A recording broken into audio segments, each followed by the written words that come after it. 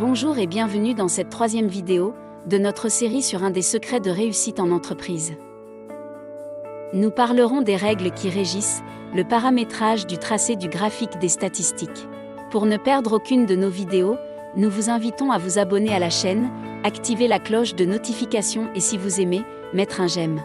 Un graphique est une ligne ou un diagramme qui montre comment une quantité dépend de celle qui l'a précédée.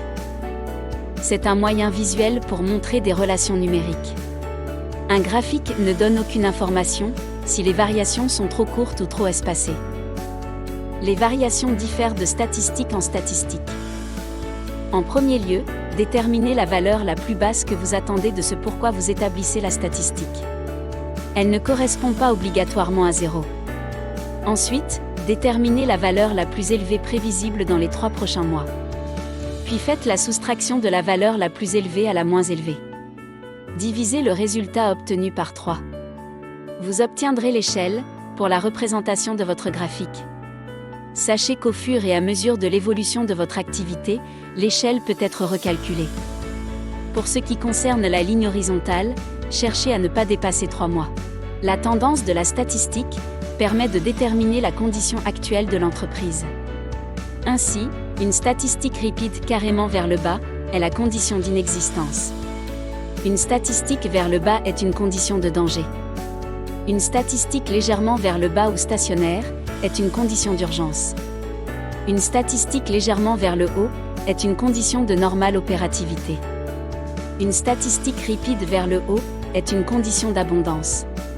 Dans le cas où nous nous trouvons face à une statistique des dépenses par exemple, moins nous dépensons devient un facteur positif pour l'entreprise.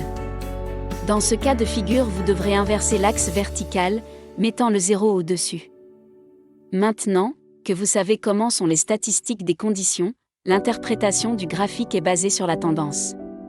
Ainsi, sur une période déterminée, vous serez capable de déterminer si la tendance correspond au graphique lié à la condition.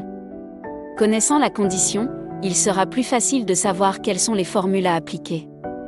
Un individu peut interpréter sa statistique sur la base horaire. Un chef de division pourra le faire sur la base journalière, tandis qu'un chef de secteur, sur quelques jours. Un directeur exécutif, sur une base hebdomadaire et enfin un organe de direction sur plusieurs semaines.